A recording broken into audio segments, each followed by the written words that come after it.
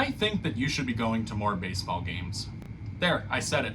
Obviously, there are extenuating circumstances such as financial concerns. Maybe you already go to a lot of baseball games. But if you get the chance to go to more baseball games, I cannot recommend it enough. There are certain things that you can just see everywhere you go. Obviously, the game itself, seeing the first pitch of the game, seeing the first home run of the game, and of course, the final out. One thing that I love to do at baseball games, whether it's MLB or single A baseball, is keeping score. I especially think that's a great thing to do if you're going to a game solo. It's a great way to keep yourself engaged in the game and maybe keep your eyes off of your phone. Wherever you go, you're going to get different skyline views. You might have a huge downtown. You might have a beautiful view of the bay, or you might have a much more humble view. And with some of these places, it might be your first time or your 100th time at the ballpark. If it's your first time, you're gonna have so much fun exploring all of these new things to see. And if it's your 100th time, I'm sure that you can find a seat that you haven't sat in, a corner that you haven't looked around, and of course, you're always gonna get a different game experience. I'm the Traveling Sports Nerd, and today I would like to compare and contrast the different baseball experiences that you can choose when you go to your next baseball game. Whether it's Major League Baseball, AAA baseball, AA, single A, indie ball, or even college baseball, whichever one you choose, there is something for you at every ballpark. So first, I'm going to talk about the ballpark experience that is obviously the easiest to sell. Major League Baseball. Going to an MLB game, you're most likely to see one of the 30 most iconic brands in the sport, and MLB teams play in the grandest stadiums. They play in our modern coliseums. I mean, shoot, even until last year, we literally had a stadium called the Coliseum. Now, as far as location, these places, pretty much all of them are in major American cities and one Canadian city. These stadiums are either going to be downtown or maybe a little bit outside of downtown, and at the furthest, for some examples such as Atlanta, you might be into the suburbs. But for the most part, these are the large major American cities such as New York, Chicago, Los Angeles, San Francisco, Seattle, and there's many others, of course. Now, as far as price goes, obviously these are going to be the most expensive on average, but there is a great amount of variance, I will note. Now, yes, if you want to go see the New York Yankees play the Boston Red Sox at Fenway Park on a Friday night, you probably shouldn't expect to get into the stadium for less than $100. So yeah, it can get pretty expensive. But on the other hand, there are going to be matchups where it's not going to cost as much. For example, take my Detroit Tigers. They're playing an interleague series against the Arizona Diamondbacks right now, and you can get tickets for around $15 to get into the stadium. I think that's pretty cheap. I think that that's pretty reasonable. Like I said, everybody's going to be in a different financial spot, but I think that this is still a bargain compared to even some minor league games. So sometimes it's all about picking your spot, especially if you are able to go to an early season or late season game when it's not the middle of summer, kids are out of school. If you're able to make a weekday day game, tickets are often going to be a lot cheaper. As far as something new, I know that a lot of you watching this video probably have been to at least one Major League Baseball game. If you've been to a lot of them, you might be wondering, like, what's new? What's in it for me now that I've been to a bunch of them? Well, I will say that as recently as last season, American League teams now play every National League team and vice versa. Now, this used to not be the case. Up until around the late 90s, early 2000s, they literally never played each other unless it was the World Series. Then, for the first 20 or so years of my life, you would have very limited games against the opposite league. Traditionally, you would play only the 5 teams from one of the other 3 divisions in the opposite league. So let's take the Tigers again, for example. In one year, they might only play NL East teams. So they would play the Mets, the Braves, the Nationals, the Marlins, and the Phillies. But now, everybody plays everybody at least once. You're going to be having teams that only came to your stadium once every 6 years that now they're going to be coming every other year. So let's take the Diamondbacks again.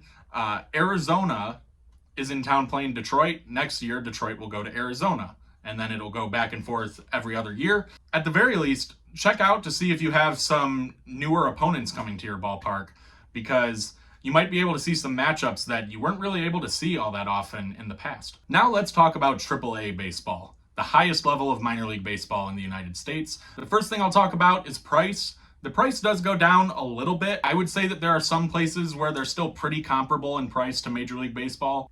Usually you're going to be able to get into these stadiums for anywhere between $10 and around $30 on the high end. So not too bad, especially if you're able to make it out on a weeknight.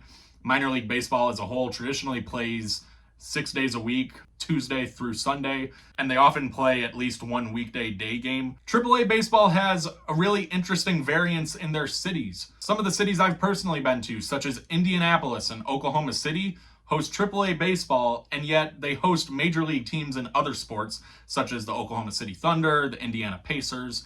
These are cities that are definitely still nationally known and nationally recognizable, and destinations in their own right. So these are still places that are pretty cool to travel to. Some of these other cities in AAA baseball are more on the medium side. For example, the Tigers affiliate, Toledo, Ohio. It's about an hour drive from Detroit. Pretty accessible for Detroit fans, actually, just an hour south down I-75.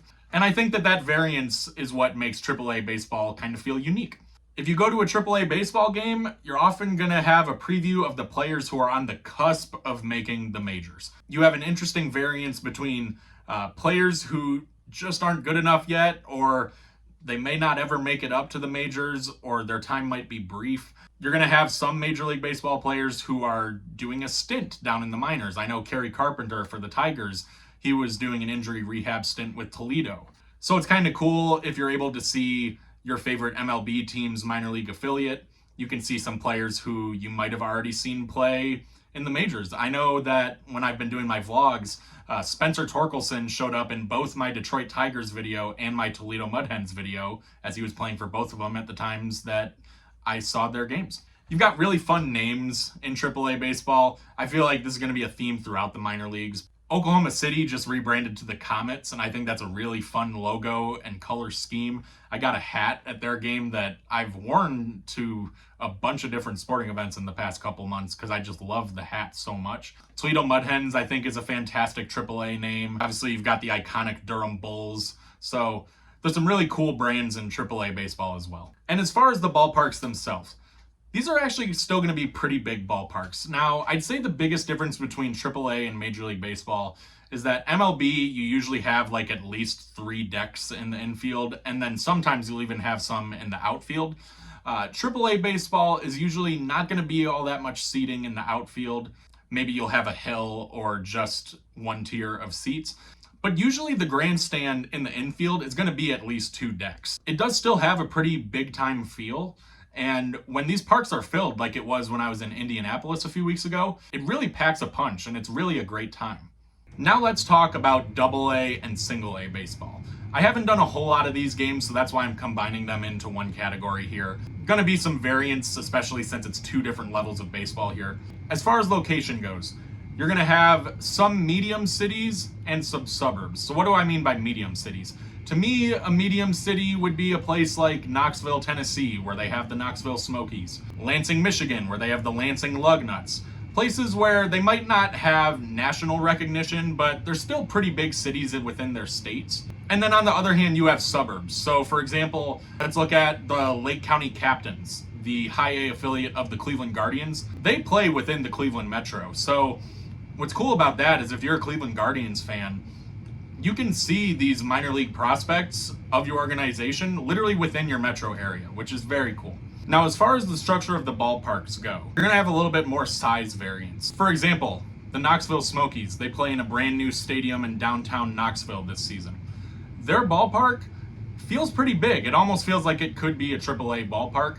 On the other hand, especially some of these high A stadiums, like the aforementioned Lake County Captains, Fort Wayne Tin Caps, South Bend Cubs, these are all teams that play in pretty intimate stadiums. As far as players go, these are the MLB stars of tomorrow. AAA is more so where you have players who just weren't able to cut it in the big league or maybe played there for a little bit, but then they're trying to claw their way back. But the stars in Major League Baseball, they got their start in single A ball, double A ball, and I can't tell you how many different names I've seen when I've gone to these high A and double A ballparks where they have their wall of honor, and you just see some of the biggest names in Major League Baseball being honored here in the smaller stadiums because this is where they got their start. If you want to go to games where you can be able to look back at a program in 5-10 years and say, wow, I saw him play in this tiny little ballpark, That's what going to high A and double A ballparks can do. Prices are going to get even lower. As far as what I would expect to pay to get into these stadiums, I would expect no more than $20 to get into the stadium. Now, there might be premium options where you could pay a little bit more, but if you're on a budget and you want to be going to a baseball game, this is where I would recommend going. You can really get your bang for your buck at some of these places. The names get even more fun at the lower levels. As I mentioned before, Fort Wayne Tin Caps, Great Lakes Loons, Lansing Lugnuts, Knoxville Smokies. These are just such fun names in my opinion. You do have some teams like South Bend that decide to just go with their parent club's name. But for the most part, you've got teams coming up with really creative identities that usually have some pretty cool merch. The promotions can get even crazier. Just to give you one example, you look at the Lake County Captains. They have a whole row of toilet seats in the middle of their ballpark that you can sit in. You're not seeing anything like that at the major league level, but if you want to see some crazy shenanigans like that, you got to go down to the minor leagues, especially those high A and double A ballparks. Next, we have independent baseball. Now, these are leagues where the teams don't have rigid ties to any one Major League Baseball team. They're not within a specific MLB team's organization. I've only been to one of these games, but man, I had a lot of fun. I went and saw a Florence Y'alls game a couple months ago. Now, the Florence Y'alls play in a suburb of Cincinnati on the southern side of the border over in Kentucky, and Florence Y'alls is just one of my favorite names that I've seen in all of minor league baseball. Of course, they were named after the Florence Y'all water tower that you can see from I-75. The team they were playing was called the Evansville Otters. Another fun name. There's just so many fun names and brands at the minor league level. And I feel like in independent baseball, it just gets even more fun and wacky. As far as ballpark size goes, these parks are going to be similar in size to single A ballparks. When I saw the Florence Y'alls, it was on the same trip as seeing the Knoxville Smokies. And the Smokies ballpark definitely felt a lot larger than the Florence Y'alls ballpark, but the intimacy is really nice. You're going to have a great seat no matter where you choose, essentially.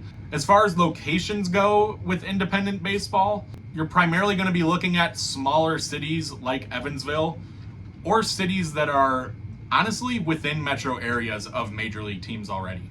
For example, the Florence Y'alls are a very close drive to Great American Ballpark, home of the Cincinnati Reds. In Chicago, you've got like 5 or 6 different independent baseball teams. If you've ever driven through Gary, Indiana on the way to Chicago, and you've seen that tiny little ballpark off the side of the highway, that's the home of the Gary South Shore Railcats. Just one of a handful of minor league baseball teams within the Chicagoland area that play independent baseball. You've got teams like the Chicago Dogs. Like, I mean, what more do you want? The prices are much more manageable here. Once again, I would expect to get into the stadium for between $10 and $20. Lastly, let's talk about college balls. I do have admittedly little experience when it comes to these, but I have been to a Michigan baseball game, a Michigan softball game, and a Wisconsin softball game. The big thing here is that college baseball is played at a different time of the year. Their seasons usually run from around February to mid-May, so this is an excellent option for if you live in the southern United States or the western United States, especially California. The weather is going to be much kinder to you during these months if that's where you're from.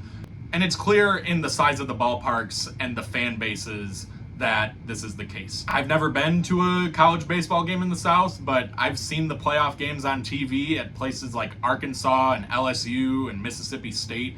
These ballparks look great. They look like they are about the size of AA ballparks, and they are packed, they are sold out, and they just have their own unique tradition and fan culture. It's going to be different than anything that you see at a minor league or pro baseball game.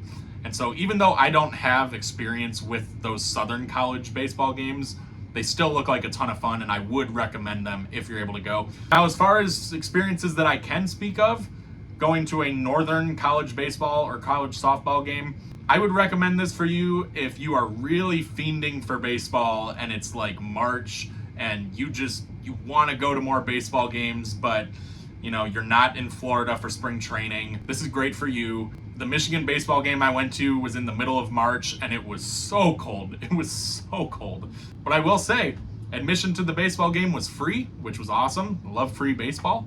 And in regards to tradition and fan culture, while I don't think any of the northern teams are going to be able to hold a candle to what the South and the West Coast have, You still have simple things like your fight song, your chants, being a Michigan fan, you're still singing Hail to the Victors when you score a run, and you're chanting Let's Go Blue at certain points of the game.